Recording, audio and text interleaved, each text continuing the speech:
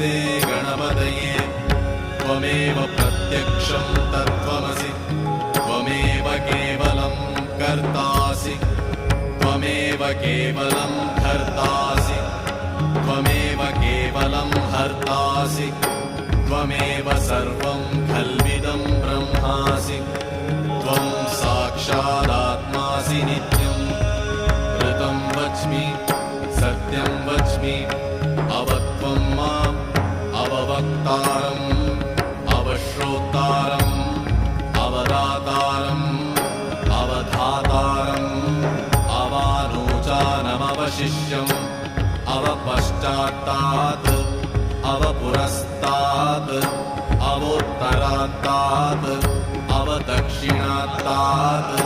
अवचोर्धात्तात् अवाधरात्तात्